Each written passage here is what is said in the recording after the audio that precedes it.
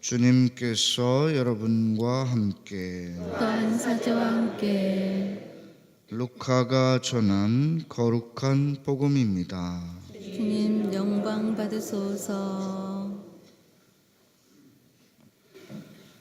모세의 율법에 따라 정결례를 거행할 날이 되자 예수님의 부모는 아기를 예루살렘으로 데리고 올라가 주님께 바쳤다.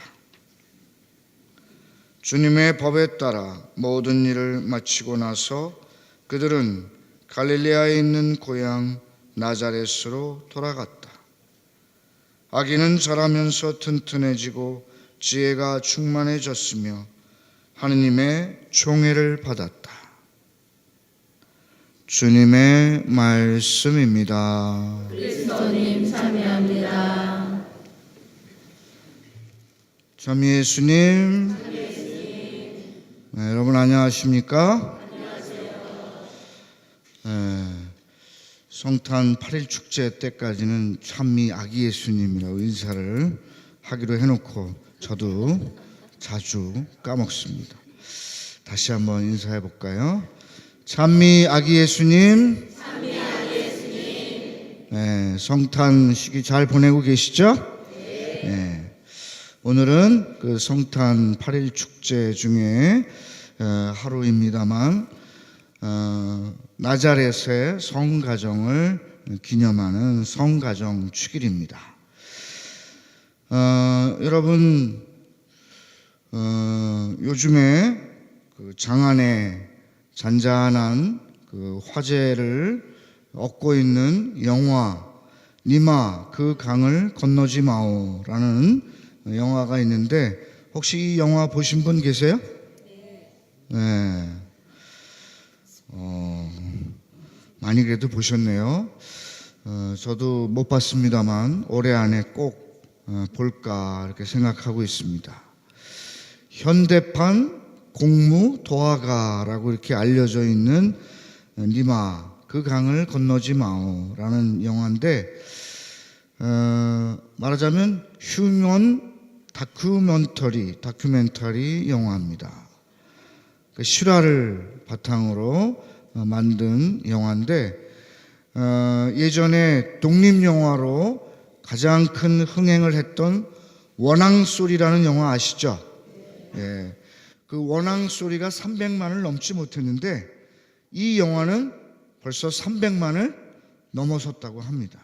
그러니까 독립영화로서는 가장 최고의 관객 수를 기록하고 있는 것이죠.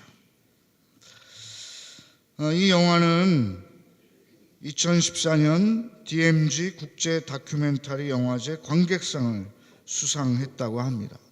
모 대학 법대 출신 40대 진모영 감독이 메가폰을 잡고 대명문화광장과 CGV 아트하우스가 공동 배급을 맡은 이 영화는 지난 11월 27일에 그러니까 11월 말에 개봉을 했으니까 이제 겨우 한 달밖에 되지 않았는데 한 달 새에 300만을 돌파했으니까 굉장한 기록이죠.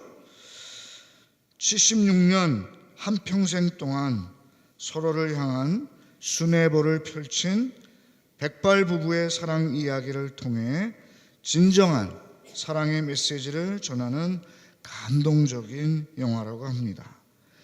이 영화를 본 대다수 관객들은 이렇게 평가한다고 합니다. 니마 그 강을 건너지 마오. 눈물 한 바가지 흘렸습니다. 또 두 분 사랑이 너무 아름다워요. 또 웬만한 블록버스터 영화보다 훨씬 좋은 영화예요 라고 입을 모은다고 합니다. 이 영화는 KBS 다큐 드라마 인간극장을 통해 알려진 내용을 구성하여 재탄생한 다큐멘터리식 영화입니다. 공무도화가, 현대판 공무도화가라고 이렇게 알려져 있는데, 공무도화가는 우리나라의 가장 오래된 시가 중에 하나입니다. 고조선 시대 때 만들어진 시가니까 굉장히 오래된 시가죠. 간단하게 소개하자면 고조선 시대 때 광리자고라는 뱃사공이 있었습니다. 어느 날 새벽에 일어나 배를 손질하고 있을 때 머리가 새하얀 미치광이 사나이가 머리를 풀어 헤친 채 술병을 끼고 비틀거리면서 강물을 건너는 것이었습니다. 뒤쫓아온 그의 아내가 그를 말리려 했으나 이미 때는 늦어 그 미치광이는 결국 죽고 말았습니다. 이를 본 그의 아내는 남편을 안타깝게 불렀으나 소용이 없었습니다. 울다 문득 갖고 있던 공후, 고대 현악기 중에 하나라고 합니다. 이것을 타면서 자신의 심정을 노래로 지어 공무도화, 니마 강을 건너지 마오 라고 불렀는데 그 소리가 아주 슬펐다고 합니다. 노래를 다 부르자 아내도 물에 몸을 던져 스스로 목숨을 끊었습니다. 이런 뜻밖의 광경을 목격한 광리자고는 돌아와 자기 아내 여옥에게 그 이야기를 전하고 마디마디 구슬펐던 노래를 들려주었습니다. 이야기를 들은 여옥은 어느새 눈물을 흘리며 벽에 걸었던 공우를 끌어안고 그 노래를 바탕으로 연주를 하니 눈물을 흘리지 않는 사람이 없었다고 합니다. 그 노래 가사는 이렇습니다. 공무도화가 가사는 니마 니마 내 니마 물을 건너가지 마. 니마 니마 내 니마 그의 물을 건너시네. 아 물에 휩쓸려 돌아가시니 아 가시님을 어이할꼬. 이것이 공무도화가의 내용인데 이 영화의 제목이 니마 그 강을 건너지 마오. 바로 이 공무도화가에서 따온 것입니다. 이 영화는 강원도 횡성군 어느 조그만 산골 마을 시냇물이 흐르는 아담한 집에 89세인 강계열 할머니와 98세인 조병만 할아버지의 76년 러브스토리를 고스란히 담은 것입니다. 이 부부는 언제 어디를 가든 같은 빛깔의 커플 한복을 입고 두 손을 꼭 잡은 채 다닌다고 합니다. 그 사실이 우연히 어느 기자의 눈에 띄어 지방신문에 보도된 이후 텔레비전, 인간극장에도 나오고 이번에 영화로도 제작된 것입니다. 이 부부가 입은 한복 커플은 매년 자녀들이 생일 선물로 해준 것이라고 합니다.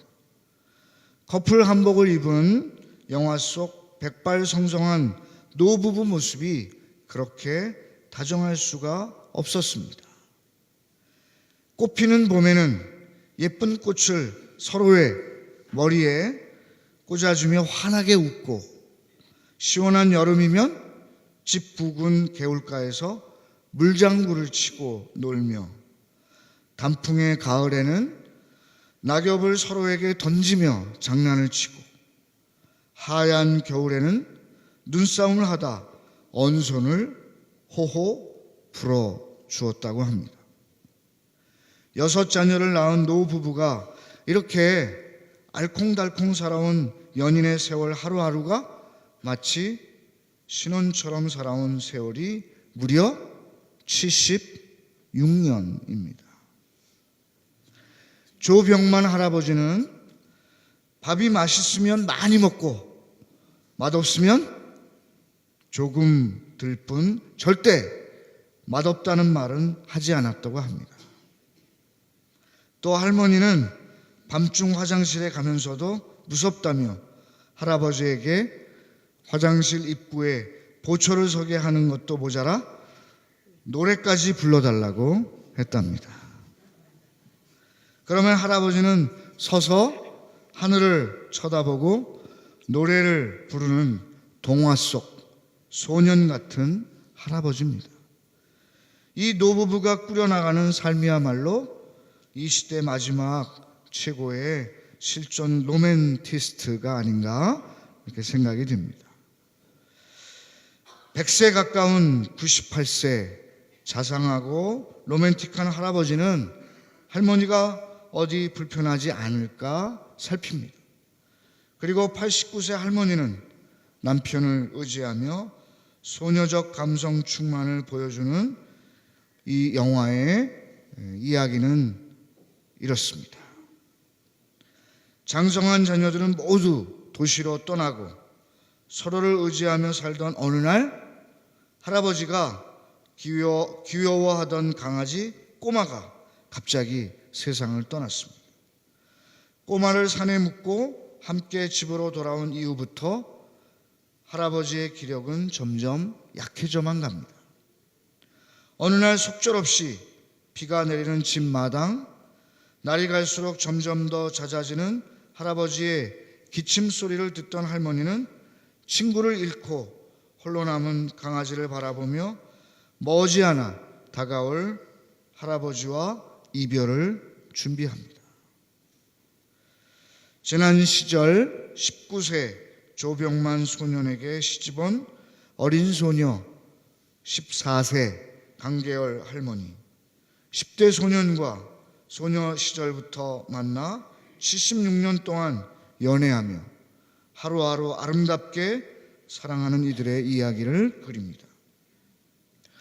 주무실 때 항상 할머니 얼굴이나 손을 잡아야 잠이 오시는 할아버지, 자다가도 눈을 지그시 뜨고 할머니의 얼굴을 어루만지는 할아버지의 모습이 소견 없는 이기와 알량한 자존으로 부부싸움이 잦는 오늘날 우리 부부들을 생각하게 합니다. 인생 만사 회자 정리라고 했습니다. 사람은 한 번 만나면 언젠가는 한 번은 헤어져야 하는 것이 인생의 섭리입니다. 날이 갈수록 숨이 가빠 잦아들며 죽음의 강을 향하여 걸어가는 할아버지를 지켜보는 할머니의 모습이 무척 애처롭습니다. 76년 평생 반려의 짝의 죽음을 예감하고 허름한 부엌의 아궁이에 할아버지 옷을 태우며 슬픔에 잠긴 할머니의 말이 이렇습니다. 내가 곧 갈게요. 할아버지 먼저 가서 정리하고 있어요. 내가 금방 못 가거든 할아버지가 데리러 와요. 데리러 오면 내가 할아버지 손잡고 커플 한복으로 새파란 치마를 입고 노란 저고리를 입고 손을 잡고 그렇게 갑시다. 이 영화의 대단원은 눈이 펑펑 내리는 어느 날 조병만 할아버지를 떠나보내고 산소 앞에서 쭈그리고 앉아 울부짖는 강계열 할머니의 처절한 오열 장면으로 막을 내린다고 합니다. 이 영화를 통해서 우리는 진정한 사랑이 없는 부부 생활로 이혼과 사건 사고로 얼룩지는 우리 사회에 던져주는 지고지순한 순애보 사랑과 또 그것이 우리에게 가져다주는 따뜻한 메시지에 귀를 기울여야 하겠습니다. 더욱 근래에는 황혼 이혼이 늘고 있다고 합니다. 니마 그 강을 건너지 마오에서 이분들이 보여준 사랑이 뭐냐는 물음표에는 무슨 해답이 있을까요?